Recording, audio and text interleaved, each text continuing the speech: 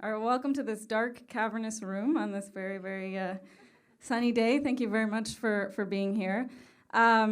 This is the fifth, the penultimate session of the 2024 edition of This is Film Heritage in Practice. And my name is Kate Saccone, and I'm a PhD researcher at the University of Amsterdam. And together with Giovanna Fossati, I'm one of the instructors of this year's This is Film course at the university.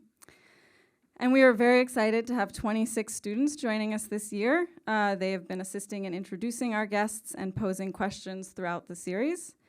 And you may know, each year, This is Film has a theme, which closely aligns with the International conference that happens in the late spring. And this year, the theme is Presenting Audiovisual Collections, Experiments, and Explorations. And with more than 40 speakers from around the world, the conference will focus on a diverse array of experiments and explorations in audiovisual collection presentation that cut across different fields, technologies, practices, institutions, positions, and collective and regional contexts. Through roundtable discussions, show and tell presentations, individual talks and panel conversations, screenings, and very excitingly, installation demonstrations, we will collectively investigate what it means to present audiovisual collections today, whether this is through novel computational approaches outside of the traditional theatrical cinema space, DIY or low-tech methods in person or online, artistic reuse and remix practices, and much, much more. And the 9th International Conference is already happening this month. It will take place May 26th through May 29th. And registration is open, and an overview of the program is online, and I am told that the program booklet will be online momentarily. But first, today, we are very, very lucky to speak with award-winning writer and curator Maya Cade about the Black Film Archive, which she founded and launched online in 2021. And as I'm sure will become very evident today, the Black Film Archive is a very personal, do-it-yourself experiment and exploration in making audiovisual archival materials visible online. One that started with one woman's passion and interests, but also an awareness of what was lacking from the broader archival media landscape. And from this very personal endeavor, it has become a collective community resource. And after my conversation with Maya, which will of course be open to your questions and comments, we will watch Naked Acts, directed by Bridget M. Davis from 1996. And just a quick note, as you can see, this session, although not the screening portion, will be recorded, and it will be made available on I's YouTube channel, just like in the past, and you can find last year's and previous year's editions there as well.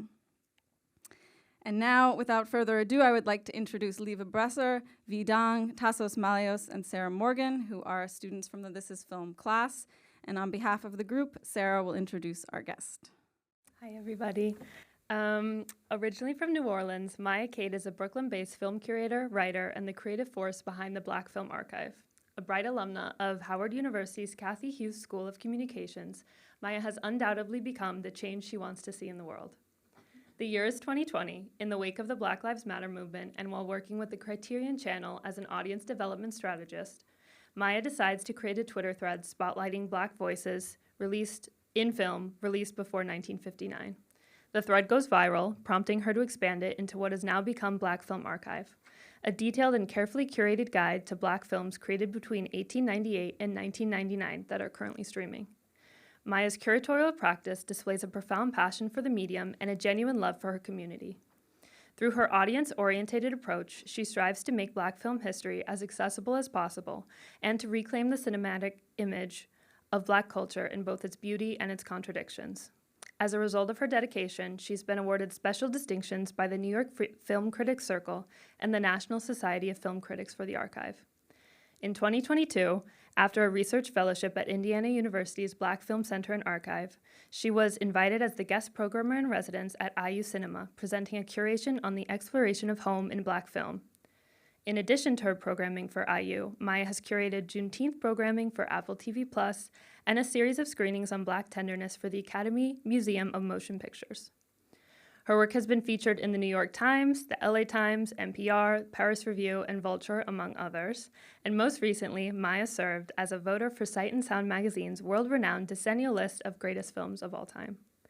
Currently, Maya is the Connecting Communities Digital Initiative Scholar in Residence at the Library of Congress.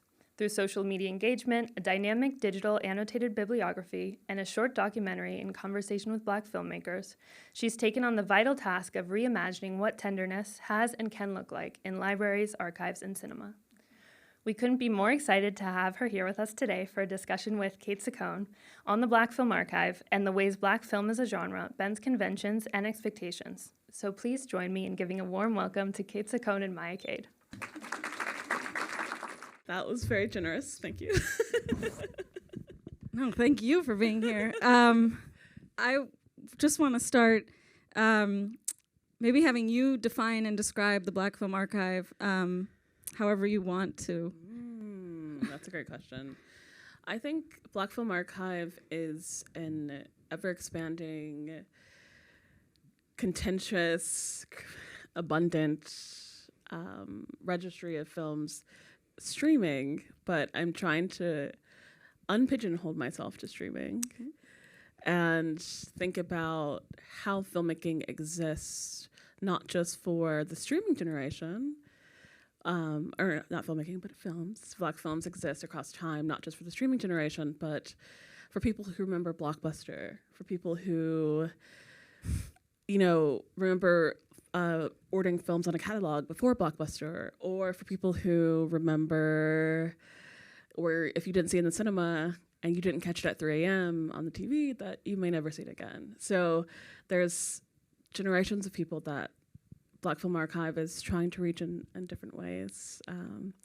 And so it's an ever-growing exploration of and critique of curation in the world and in America. And it also is a resource. Yeah, and this is one of the web pages, just as an example of for people to see a website. And one of the things that when you were kind of developing this as an online resource, you defined a Black film. You have created a definition for a Black film. I was wondering if you could maybe speak more about that. A Black film, as it is defined on Black Film Archive, is a film with something significant to say about the Black experience. So it can have a white director, it can have, a white co-star. It isn't limited to, starring Black people by a Black person, which is really how most archives, physical archives, define a Black film, actually. Like the Library of Congress, for example, defines a Black film as a Black directed film. So these films are all in conversation with each other. I think there's place for Oscar Micheaux as much as there is a place for Blaxploitation, as much as there is a place for the 90s buddy cop film, which is, post-integrationist kind of silliness. So it's, to say the least. But I think that's such an I like the idea of having such an expansive definition, and so when you were building the website and thinking about these are the films I want to first have pages for. Can you talk a little bit about the selection, the collating, that kind of process? Yeah, I mean, as beautifully said in the introduction, the moment of building the site, it's 2020. I live in New York, and I took isolation quite seriously. I mean, my isolation routine was intense. I would wake up, read half a book, and it was a Black film book usually. Then I'd go for a bike ride, then I'd make myself lunch, and then I'd read the other half of the book, and then I'd watch a film a day. All of that to say that the conditions in which this was created is from a place of infinite exploration of myself, of the world, of, I had these Black film books lying around my house because this was just my interest. And it became a question of, I was having conversations with my friends, and they were just like, well, Black films are dramatic. And that's all the existence that they have. And to me, I don't ever want to shame people for not having knowledge. But the question becomes, what can you provide to show them a different way?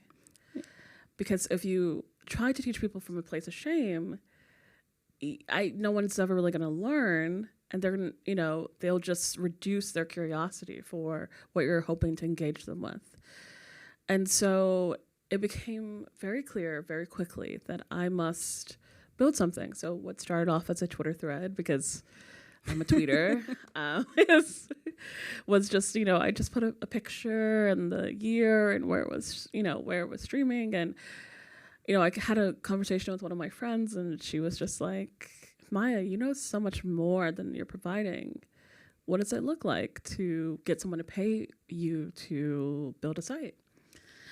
And I was just like, what does it look like for me to pay myself? What does it look like for me to like not be beholden to institutional demands for what this can be? Because so often things are caught up in that institutional process that you must wait for the recognition of an institution to do the thing. But I was just like, okay, why don't I just do the thing? I think that was the kind of the spirit of the moment. And I still have to say that is the conditions of which the site exists. So the building, to answer your question directly, I think the building of it, I was very much, I was certain that I didn't want to shame anyone, as I said. I was also certain that I wanted this site to speak specifically to Black people. So I knew that there were films I had to do first. The Wiz obviously had to be there. And the site originally ended in 1979 because of the Wiz. When the Wiz was released in theaters, Hollywood saw it as a sign, and it was a financial failure. Hollywood saw it as a sign that, that blaxploitation era of investing in these quickly made and quickly produced films is over. And then also, The Wiz being the biggest budget musical to that point, suddenly, Black people don't want this type of movie, so let's stop doing them. And, that ending in the late 70s makes room for the Black independent movement that comes in the 80s, because now Black directors have to find their own way. So when I originally launched, I was certain that through 1979 was one story, and then once I'd eventually get to the 80s, it's kind of telling a different tale. So I also, thinking about how the site looked, I didn't want it to be disarming. I didn't want it to be too academic. I didn't want people to be like, okay, what do I do with this? And I knew quickly I had to write every description, which I still do. I, knew quickly that I couldn't just take something from IMDb, because so often it may be wrong, especially for Black films where they're not necessarily collated in one place like this, which is, the whole point of its existence. So it was that heads down, let's read a book, let's figure it out kind of work. So it's fantastic. To your point about not coming from a place of shame, I think, and to connect something you said about the design, I can't see. I think one of the most brilliant things you did was the shuffle button. Yes. Because I think that is such an inviting way for people who might not know what they're coming to find films. It was really, I think this is kind of my early iterations of what I was saying, and this idea that I wanted to be approachable for so many people. And approachability, of course, I'm just sitting in my home alone, right? These ideas of what I'm thinking through at this time are very limited, because even when I described what I was doing to my friends, they were like, okay, like, I think I get it. Is it IMDb? Are you making a Black IMDb? That's kind of where the conversation was at the time. So I kind of had to be in my own head. And what is true is that very few great things are built in isolation. And community-minded things are what allow resources to thrive. And, I did have some friends who kind of started to understand it once I did. For a week, I, had it open to my friends only to kind of look at the site and give comments. Because, when you're you're just building something and no one's involved there, it's kind of, am I doing the right thing? That kind of thing. And then every friend was like, oh, instantly, I got it. Like, oh, now that I see it, I understand what you've been doing. And, but the shuffle button was something that a friend was like, okay, well, what if people don't want to just go like organized by decades, or organized by decades? What if they kind of just want to explore on their own? So friends push us to the places we have to go. That's a very good message. Yes. No, I think it's a great idea. And then in terms of this kind of larger question about the archive, Yes. I got many questions on this topic. Maybe I'll throw them all at you, and then you can kind of choose how you want to answer. But so obviously the Black Film Archive is not an archive in the same sense that iFilm Museum is, where you know they're preserving films in climatized vaults or whatever.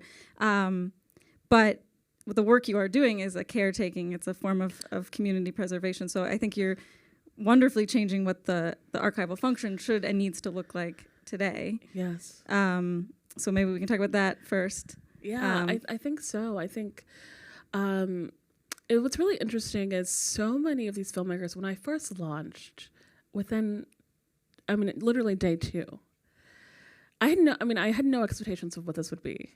I was just like, okay, I created the thing and now it exists for other people. I cannot carry the weight of, thinking about people's reception to something, because that's not what I'm doing. I'm making this for the people I hope to serve. And literally on day 2, I get a message from a filmmaker whose film was in the 90s. It was a student short, so it was a student short from the 90s, which is why the name is escaping me. But he's just like, I was never cared for by archives. They didn't want my work. They didn't look twice at my work. I wasn't Charles Burnett, and that's all they knew. And so this idea that so many of these films have been pushed out because they didn't fit a curatorial design, because they didn't fit space at an archive. So many of these filmmakers exist at the margins of care that our archives focus on. If they never got the studio release, their print is probably not in shape that an archive may want to accept, right? If an archive has never accepted their film, it may not be streaming. It may not have ever made that jump to have distribution. And so many of these things, and I think what quickly became at the forefront for me is that so much of exhibition, distribution, archival work depends on very racist questions to exist. For example, for distribution, the question often is, do you have a New York Times review? Do you have, did you play at Cannes?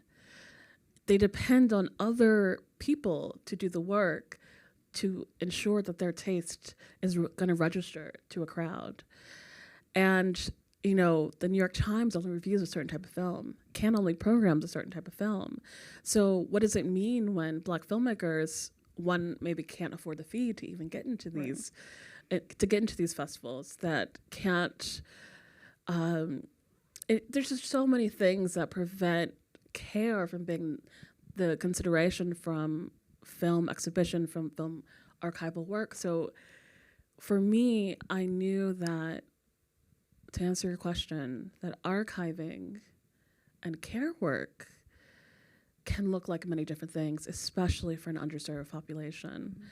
And treating and care work here, to me, is not going by the Library of Congress subject headings, right? It's not going by descriptions that exist for the films. It's watching them, it's engaging with them, and then it's telling an audience, what do they need to know before they view this film? Mm-hmm. And I also think you're also showing us that a website can be more than just a website. I mean, you're doing so much more work beyond the digital realm, too. Of course, and I think that's exactly it, right? I mean, an archive is only as relevant as an audience can receive its materials, can engage with them. If you have, millions of masterworks, but the public can't engage with it, what are you doing?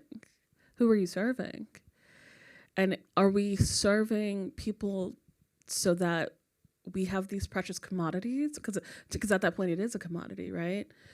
Or are we preserving a legacy?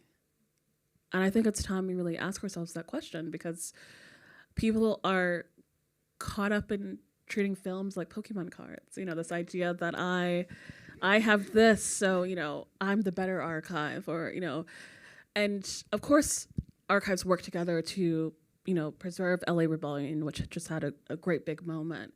But there are also filmmakers who, at the same time, are in New York. Mm-hmm. Black filmmakers who studied under Third World News, who made student shorts at the same time and earlier than LA Rebellion. So it's interesting also how the history of film can, when we think about what exists in physical archives, it's only told, history of Black film is only told in one specific way. Mm-hmm. Yeah, that's a very good point. I also have a more logistical nuts and bolts archive question. So one of the things that's so interesting to me about you being a website is that you and I would like to hear more about how you're expanding beyond streaming too. But in this iteration, you're constrained by what is online on YouTube or what's on Criterion Channel, and so I'm wondering, like, if do you have to go back and check to see if something's been taken offline? Yeah. Oh, see, that's where I'm caught up. I will admit, it's difficult because I think when it was, I launched 200 or so films, it was easy expanding beyond the 80s and the 90s, which actually answers it flows into the future of the site, really. Which I haven't asked you. But I think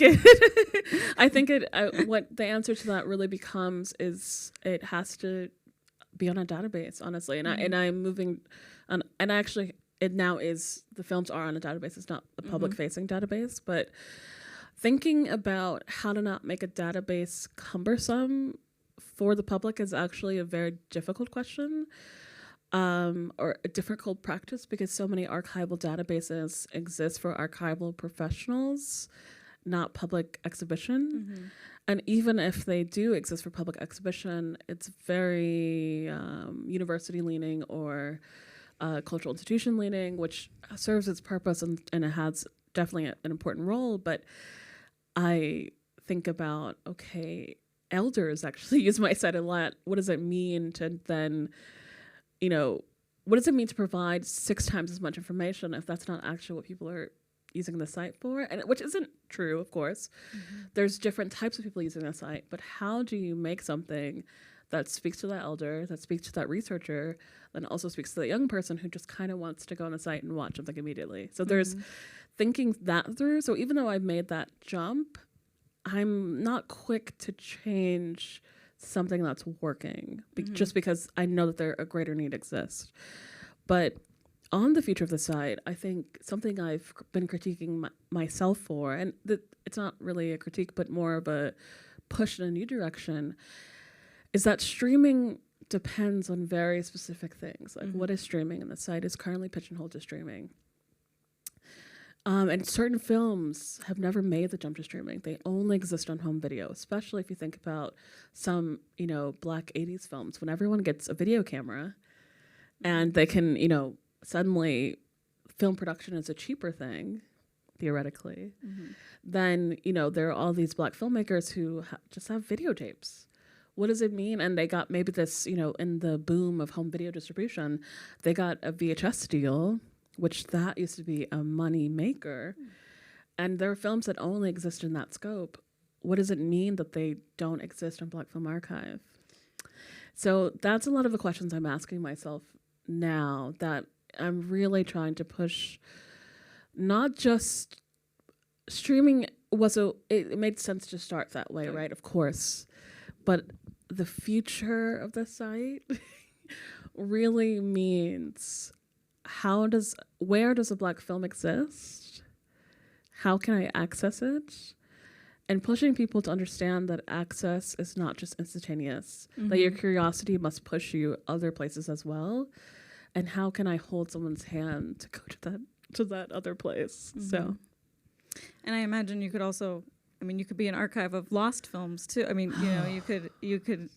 You're making visible a lot of things. Oh my gosh. And so that's actually a really great point, because I have now this running spreadsheet of films that I've come across that I'm like, I would die to watch. For example, Abbott Elementary, the show. Cheryl Lee Ralph, who plays a teacher on Abbott Elementary, in the 90s directed a film. Oh, wow. Showtime, the American channel, which probably exists here too. They're shaking their head no. I know, So okay, I don't okay. think so. Showtime, the American channel, which used to have a black directorial kind of program that they would give these often black actors or people who were working in the industry otherwise, or maybe they wanted to be directors, would give them money to just direct these shorts that would play on a certain block in Showtime in the 90s. Most of those shorts, if they're not famous, are missing. And so, I mean, Cheryl Lee Ralph, she might have it, but, you know, they're not available. And so there's things from, of course, early film history, which people understand, but they're missing the idea of a missing movie. There are missing movies of the 90s, there's missing movies of the 2000s, especially when you go away from film and video. Digital files, of course, corrupt much quicker than a film reel would. So it's a lot to think about. Yeah, you got a lot of work ahead of you. I want to briefly, I'm going to open it up to the audience soon, so I'll start thinking of all your burning questions. But I wanted to talk because you launched recently this online exhibit in conjunction with your time as a scholar in residence at the Library of Congress. And I have two-part questions for this. So first, could you maybe describe it? It's the theme is tenderness in Black film. Yes. So, you know, one of the earliest questions that, as I was saying earlier, one of the earliest questions that jump-started my research is people saying, why are all Black films dramatic? And to me, tenderness was just a place to help people understand that there are many ways through a film history, that there isn't one history of Black film. There can be multiple. You can understand Black film history through many different avenues. And so tenderness became an offering. And tenderness, as I describe it for the site, is tenderness is a poignant moment of affection with oneself, with a community member, with a family, and of course romantic as well. And going through, so part of the reason I expanded to the 90s is because for this work, you can't talk about tenderness in Black film without talking about the 90s romance movies, Black romance movies that come out, like Love Jones and all the ones that, you know, people gravitate the moment you say tenderness in Black film. So, the research and the site, which is tenderness.blackfilmarchive.com, is interesting. I had my work at the library has expanded my ideas of what an archive is.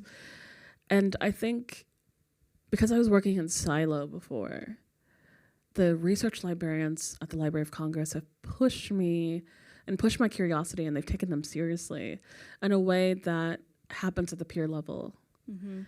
And they've offered me resources of, have you thought of this? In a way that only librarians know. And they have pushed my work beyond what I thought was possible. And they've really, I don't know. I mean, I'm so grateful for the residency. It's beyond words. I going to the library, spending time with materials that don't exist elsewhere. That's the fun. You know, I feel like I'm getting a PhD without. But you don't have to write the dissertation. Oh, I don't want one. Don't worry. No, that's fantastic. It seems like such a fantastic learning experience too. Yes. And then just in terms of like, so the films that you put in this exhibit, were they all digitized before, or was it you, the driver? Oh, what's so interesting. So the residency of the library really leans on digital first. So what I was doing at the library was, of course, viewing films that only exist physically, but the residency is a digital first residency. So a part of the reason why I'm making the film, which will have its premiere in June, part of the reason I'm making the film is to use the digital elements of the library in as a way to explain tenderness in film, in Black film. But I did not drive the scanning of much, we did talk about some things. I will say the library, even the 2 years that I've been there, only so much can happen scanning wise in 2 years. It's actually kind of insane to say, but that is just the truth. Scanning processes are not. I wish I I could light a fire and make something possible. And of course, rights, of course, influence that as well. But much of what I saw that shaped the project. There's this film that I saw the first day I was researching at the library as a scholar in residence. It's called Happy Birthday, Mrs. Craig. And it's this film about Lulu Sadler Craig, who was a settler or a homesteader, a homesteader in Oklahoma. And she was celebrating maybe not her 100th, but like her 98th birthday. And every member of her family came. It was like 90 people. Her kids, her grandkids, her great grandkids. And the love that they show, because it's just, I think it's one of the grandkids narrating this film. And I'm just like, oh, there's something here with tenderness, right? And you just, even though you have this curiosity, there are films that just remind you that your curiosity is rooted in something that already exists within the Black experience, already exists within filmmaking. And you just have to build a bridge to explain it to other people. So the librarians helped me build that bridge. And it really transformed how I think of my work generally, which is, that kind of language of bridge building is something I used before, but the practice of it has shifted. It has become not rooted in the science that the librarians use, but informed by it in a way that it couldn't be otherwise. Because, even though I make fun of the Library of Congress subject headings, there is this idea of how using language that people understand and thinking about that how I critique it and how that critique formally informs my work, and these ideas of natural language and what to call a film, and all of these kinds of things have been influenced by my time at the library. You definitely could write a PhD. I'm looking to the audience if they have any burning questions. Don't be shy. The first question we have is, how has the Black Archive changed or influenced your perspective on Black film culture, considering both your work in the archive as a curator and creator, as well as the role as a spectator? I think so much has changed. I think it's both my work and the timing of the work has shifted a lot because, of course, this work was birthed in 2020, and so much care for Black film was also birthed at the same time because of the George Floyd protests that happened.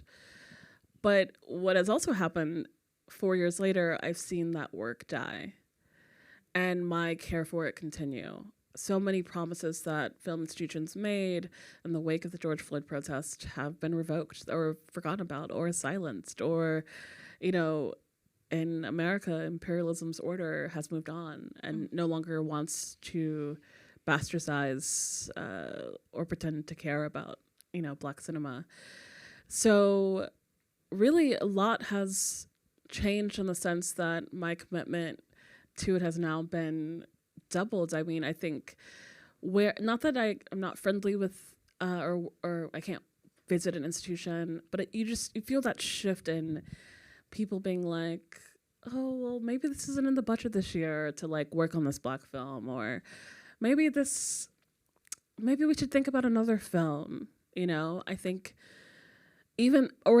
or which is even crazier, they would be like, oh, well, Maya's doing that work, so maybe we can think about something else. And I'm a person, I'm not an institution, so the world has shifted. And how do you,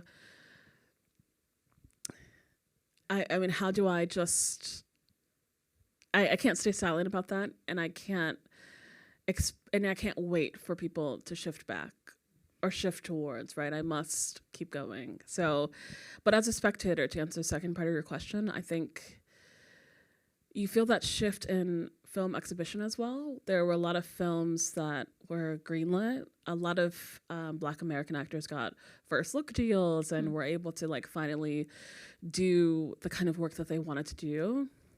But many of those shows have been canceled, or films have been, pushed back, or, the first look deals ended without anything being produced.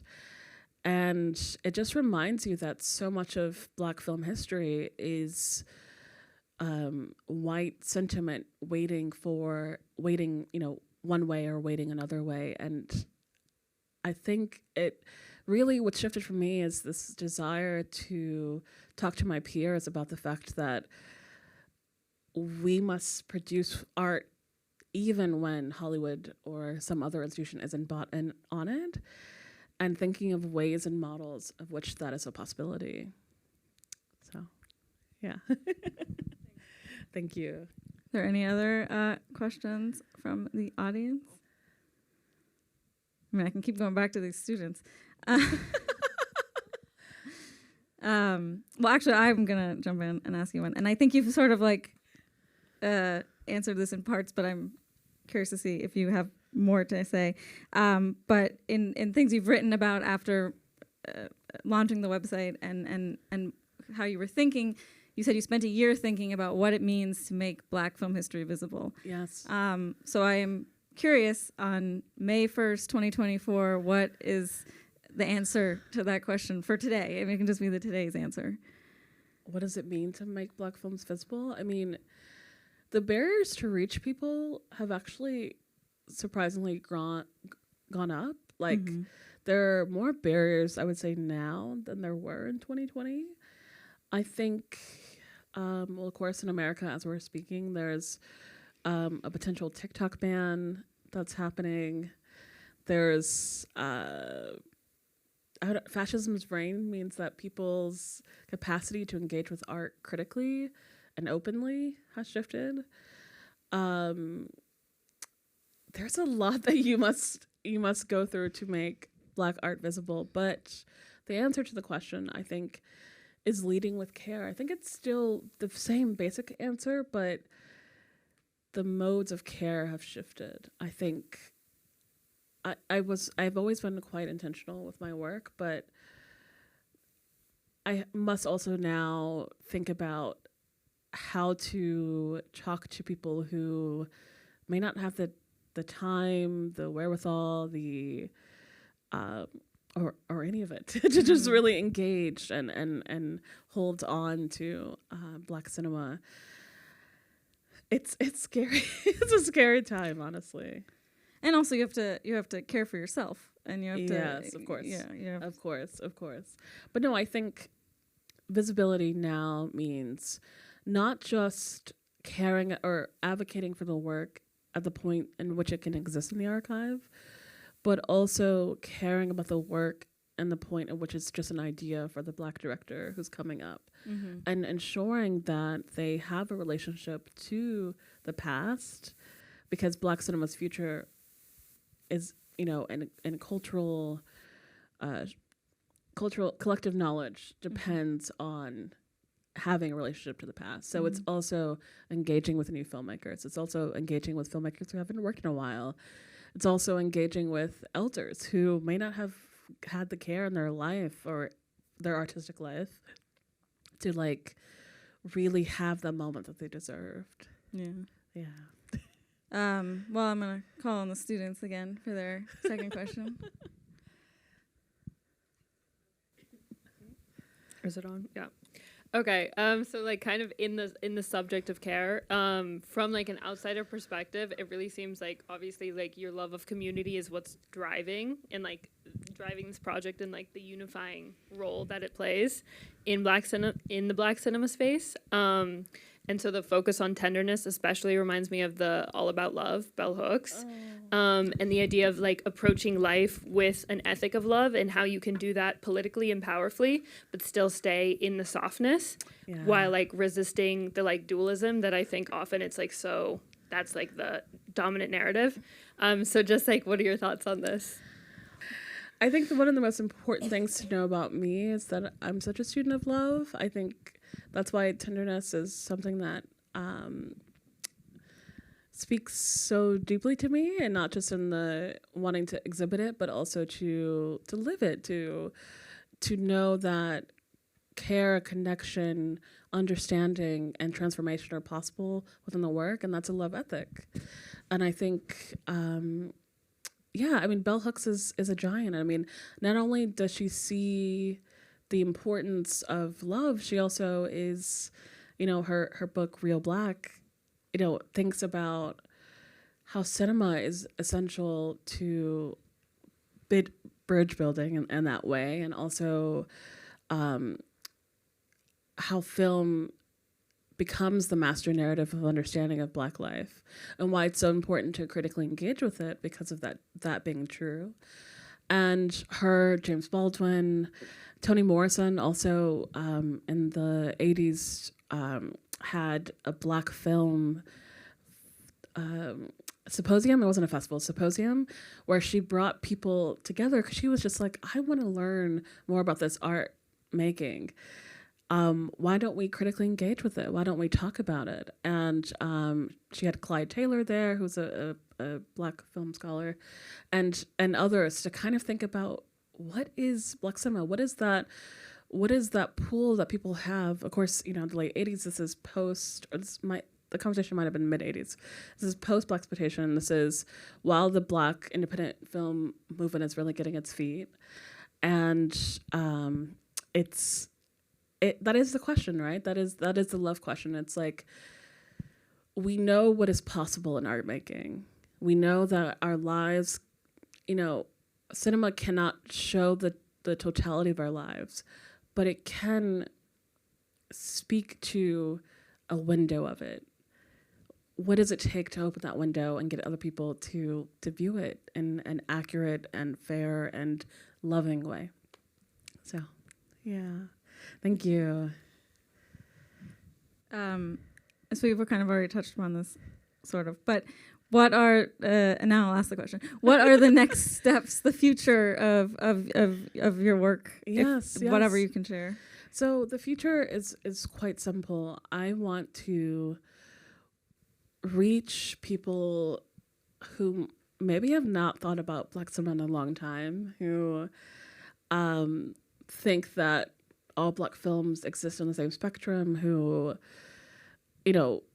again, who remember Blockbuster or home video stores, or, when film was only appointment television or appointment viewing at a theater, and knowing that the site must speak to all of them in different ways, and experimenting with how those ways come across. Like, is it a 24-hour channel that's programmed? Is it expanding the information I have available because I have, again, probably 8 times more information than I put on the site? Is it thinking of even newer ways to engage with people? I think that experiment, that kind of question remains at the heart of what I hope to do in the future. And I think I also want to ensure that I'm not losing my audience for this idea of what is sexier. I think so often when things are great and people love them, it's suddenly like, okay, let's change everything. And that's not how I want to do. I want to move slowly and carefully and with full consideration. Do you think you'll do, or do you have any other online exhibition ideas coming up? I do. I think, the Tenderness Project really reminded me that a part of that care work means showing people different ways through something. And my understanding of film may not be theirs. So how do I bring the people around something? And so definitely want to do more exhibitions. Do I have like one in mind at this very moment? I don't, but I do think it's essential. It's essential for for the site's future as well. Mm-hmm. And I think the online exhibit format is such a rich I know it platform. It is, and it's its own universe, which is fascinating. So yeah. Well, I could talk to you for quite a long time. But I think we'll wrap up. But before I give the floor to you to talk more about the film that we're about to see, I just want to remind everyone to come back in 2 weeks, May 15th, for the last session of This Is Film. And it is a multimedia performance, I believe fully improvised. I'm not sure. Oh my gosh. You can come back. Of an exhibition of a silent film from 1924, directed, produced, written by, and starring Musadora. And it's represented by an archivist collective for us. So come back for that. Pretty cool. And now please tell us about Naked Acts. And also, I believe you've played a huge role in getting it to be more visible. So please share all that. All right. Well, this is my introduction for Naked Acts. So, in the fall of 2022, I don't want to mess up the years. Everything feels like one year right now, every year. But in the fall of 2022, I was at the Black Film Center Archive. And I was requesting films I hadn't seen, but were on my master list of like, I must watch this. I feel like I have this list of films I feel gravitated towards. I see Bridgette's film, Naked Acts from '96. It's the first film I viewed that day.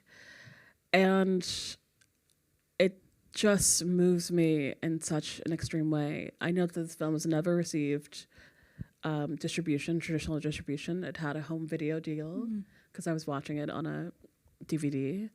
So it had a home video deal. So it was accessible to people. People had, carried it and knew about it.